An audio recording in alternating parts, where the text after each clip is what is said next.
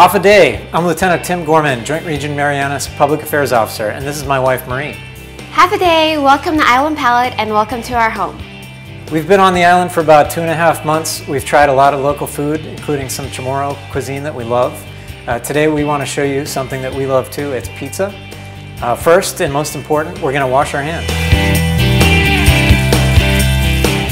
Now that our hands are clean, we're going to go ahead and talk about the ingredients. First, we're going to talk about the dough. I usually like to let the dough rise for about 4 hours. 4 hours because we're putting yeast into the dough. And what the yeast does, it's a rising agent that eats the sugar, one of our ingredients, and gives off carbon dioxide and ethanol as a byproduct. And that's what makes your dough a little softer.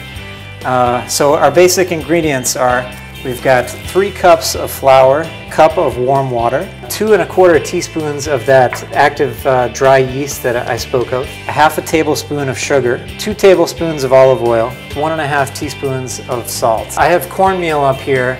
I'll talk about this a little later. After we've got the dough rolled out, I like to put cornmeal on the outside of the crust.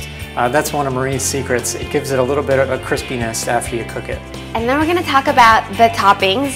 These are our favorites, but you can use pretty much whatever toppings that you want. You know, pizza is very versatile. You can make it a breakfast pizza or your typical pepperoni pizza, but these are the ones that we like to use. Today we're going to make 2 different types of pizza. So a veggie pizza. So we'll put some bell peppers, onions, mushrooms, spinach, and of course tomato sauce and mozzarella cheese when we get to it. And then we'll do a second pizza, take on Hawaiian, bacon, Hawaiian pineapple, and then also some hot peppers like some jalapenos or just any type of hot pepper. Island boonie pepper would be fine. The sauce also is probably the second thing that I would work on because it takes, I usually like to cook it for about a half an hour. You put a full can of diced or crushed tomatoes. Now really any type of crushed or diced tomatoes will do. This is a 28-ounce can. You want to use the full can. And like I said, you're going to cook it for a half an hour because you want to cook some of that moisture out and make it a little more tasteful.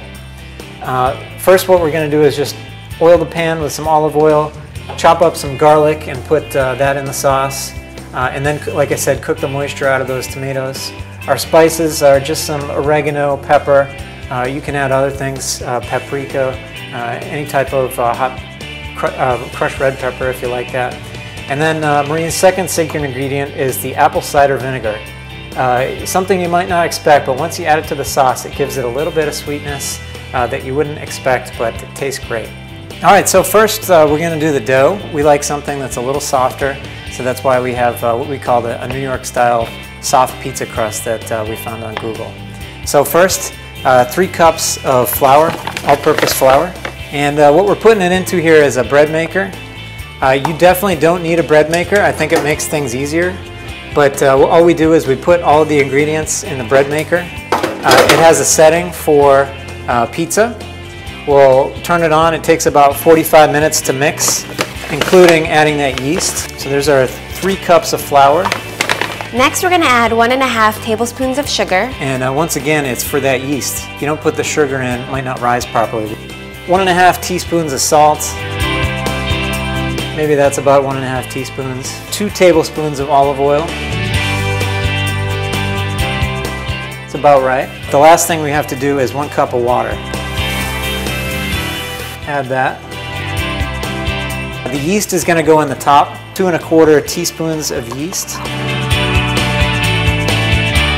And if you have never worked with yeast before, whenever you open the can, you'll buy it dry, just like this at the supermarket. But once it's open, you have to refrigerate it. And take it from me, because I learned from experience, it'll die on your kitchen cabinet or on your counter. I'll set it for pizza and hit start. Don't have a bread maker. What you can do is you can just put it in a big bowl, kind of fold the ingredients over it. Takes a little bit of hand strength, a little bit of time, but you can definitely do it in 45 minutes. While we're waiting for the dough to cook, we're going to go ahead and preheat the oven. Just like the bread maker, I've got another cheat. It's a piece of steel, which is very specifically designed for making pizza. This will give you, I feel, the best crust. Putting it all the way on the bottom isn't necessarily a bad thing. And then the top oven rack, I'm going to move all the way to the top. You want as much space as you can because trying to scrape it off with the spatula and you have a hot oven, Once or twice I've messed that up and actually dropped my pizza. Recommend about 45 minutes, but if you don't have that much time, that's fine. So 425, get started, and we can move on to our sauce. Next thing we're gonna have to do is we have to prep the garlic. And the first thing you wanna do is you wanna use your knife to kind of crush the garlic a little bit, which will allow the flavor of the garlic to come out more. And I like to cut it in small pieces just so that it's not so potent in the sauce. You can do 1 clove, 2 cloves. If you like a lot of garlic, maybe 3 cloves in the sauce. You're only using a 28-ounce can of tomatoes, so I'd say 3 at most. First, what we'll do is get the olive oil just heating up in the pan. Olive oil has warmed up a little bit. Go ahead and put the garlic in. So you can hear that garlic sizzling a little bit, starting to brown. You can add your tomato sauce, just a splash of apple cider vinegar, and some oregano. Great thing about the sauce is you can kind of just leave it on the stove top and it'll cook for about a half an hour while you're preparing the rest of the pizza. What I'm smelling right now is really the olive oil and the garlic. It smells great. So while you're waiting for the sauce to simmer, we're gonna go ahead and start on the dough. Put a good coating of cornmeal down on your paddle here that I like to use. It's got a nice handle, makes it easier to actually transfer the dough to the hot pan once you're ready to get in the oven. You've got some pre-made dough. That serving size that I gave you the ingredients earlier, you really only need about half of that, and you can save the other half for another pizza. So Marie will get to rolling this out a little bit. So it really requires a lot of muscle work.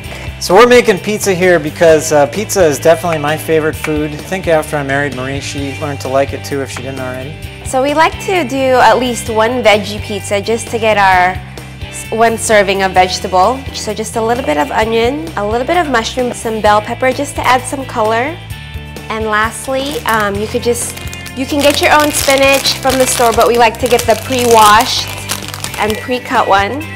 So we're finally at the point where we get to put some toppings on the pizza dough.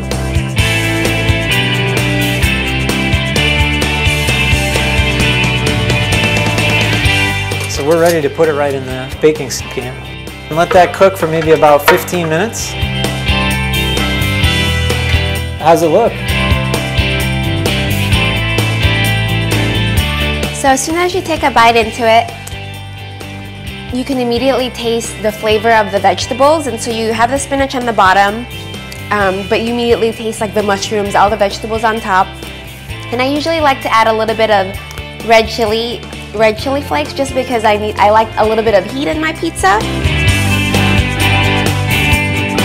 Sometimes I feel like the vegetables, once you cook it, the taste kind of blend together. It's almost just like texture as opposed to tasting like the full bell pepper or the mushroom.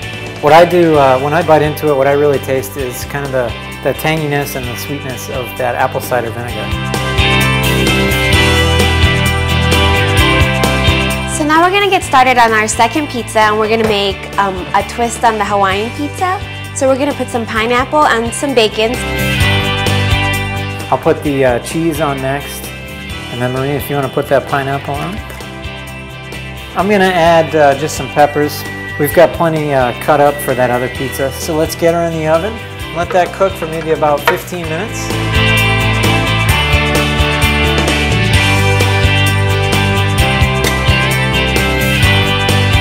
That one's good. You definitely get the sweetness of the pineapple. And it's nice to get a little bit of the meat flavor from the turkey bacon. Yeah, a little saltiness from the turkey bacon.